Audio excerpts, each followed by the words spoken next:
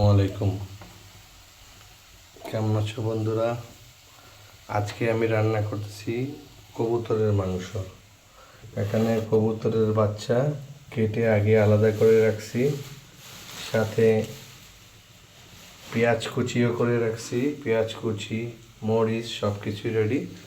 চুলাতে আমি পেঁয়াজ কুচি দিয়ে সরিষার তেল ব্যবহার করেছি।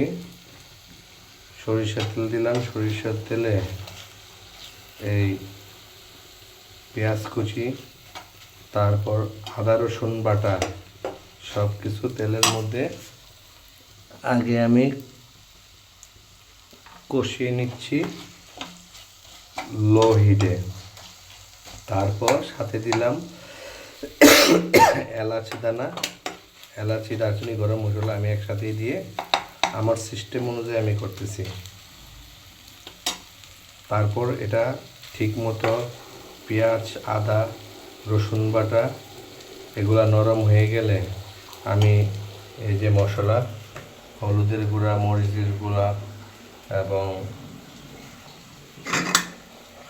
ধনিয়ার গুঁড়া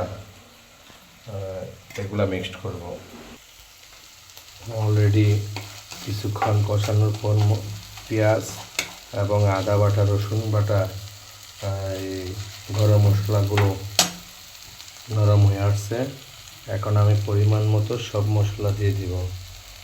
লবণ আমি আগেই দিয়ে দিই, কারণ পেঁয়াজগুলো নরম হওয়ার জন্য। এখন আমি পরিমাণ মতো হলুদের গুঁড়া, মরিচের গুঁড়া,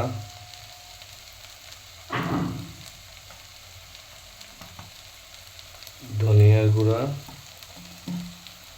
এবং জিরা পাউডার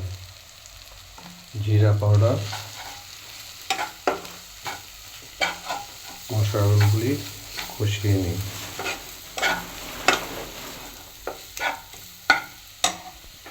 মশলাগুলি যেহেতু কষালাম, এখন এটার মধ্যে আমি একটু পানি দিয়ে দেব।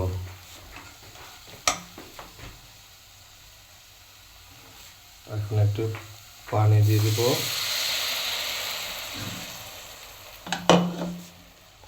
আমি লো হিটে রাখছি, এখন হিটটা একটু বাড়াই। পানি দিয়ে, পানিটা একটু বেশি পড়ে গেছে, যদিও একটু বেশি পড়ে গেছে, কিছুক্ষণ এটা কষালে ঠিক হয়ে যাবে।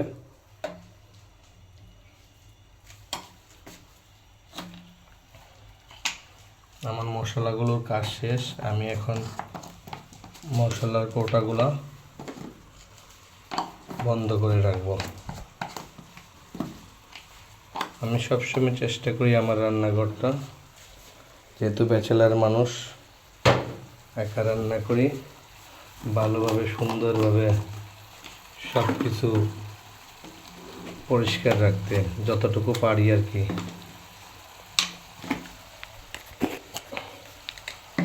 এখন আস্তে আস্তে মশলাগুলি কষাচ্ছি। প্রতিদিন রান্না করতে গেলে ছিটে চুলাতে অনেক কিছু তেল মশলা পড়ে, তাই প্রতিক্ষণে আমি রান্নার সময় এবং রান্না করার পরে এই জায়গাটা ভালোভাবে পরিষ্কার করার চেষ্টা করি।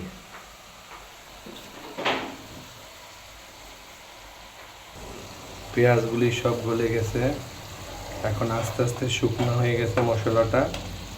কষানো যত ভালো হবে স্বাদও তত হবে, আর সরিষার তেলের রান্না তো অতুলনীয়। এখন আমি মাংসগুলো ছেড়ে দেব। এই যে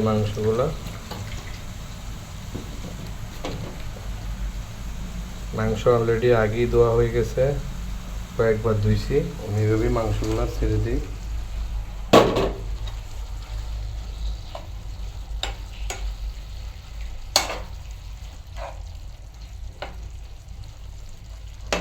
মাংসগুলো মিক্সড করে আমি ঢেকে দিব।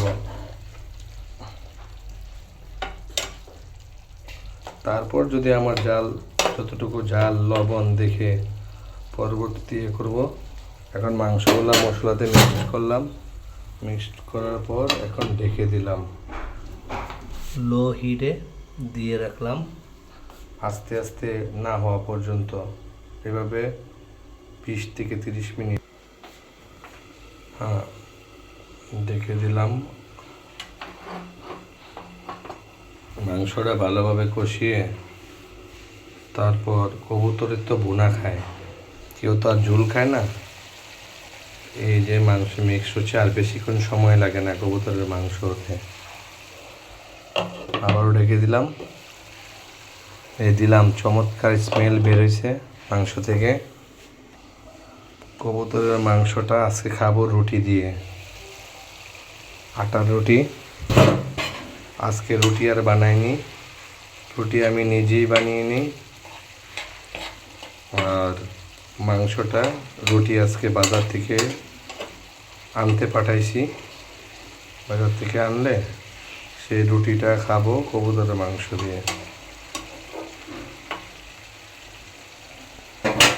একটু নেড়ে ছেড়ে দিলাম, আবার ডেকে দিলাম। আমি যেহেতু ঝাল একটু পছন্দ করি তাই গোলমরিচ তো দিলাম। এখন আমি সাথে কয়েকটা 4টা কাঁচামরিচ দিয়ে দিলাম। আপনারা ভেঙেও দিতে পারেন, আস্ত দিতে পারেন। দিয়ে দিলাম। আস্তে আস্তে আমার কবুতরের মাংস হয়ে যাচ্ছে। চমৎকার একটা কালার চলে আসছে এবং গন্ধ চলে আসছে।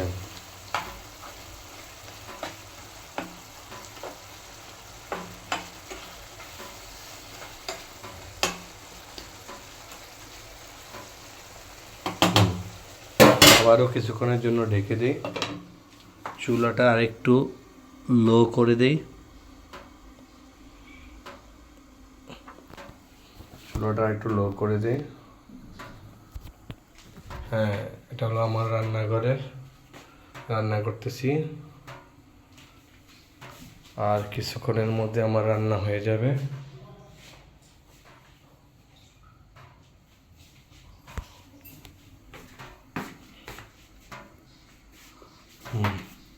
এই রান্নাঘরের উপকরণ সব কিছুই আছে, হাঁড়ি পাতিল। একটা ফ্যামিলির রান্না করতে যা যা লাগে, কারণ ফ্যামিলি নিয়ে তো এখানে থাকি না, চাকরি করি। যেহেতু চাকরির ক্ষেত্রে দূরে থাকতে হয় বাড়ি থেকে, প্রতি সপ্তাহে বাড়িতে চলে যাই, আর নিজের রান্নাটা নিজে করে খেতে হয়। আমার ওয়াইফও যেহেতু চাকরি করে, তাই তো একসাথে এখানে থাকা হয় না, তাই সপ্তাহে একদিন বাড়িতে চলে যাই। হ্যাঁ, আমার রান্না খুব কাছাকাছি চলে আসছে। আর একটু শুকালে আমি রান্নাটা শেষ করে দেব।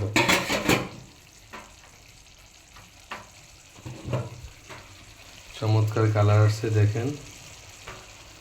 হ্যাঁ, তাহলে আজকে প্রায় শেষ পর্যায়ে, আজকে এখানেই শেষ করে দিই।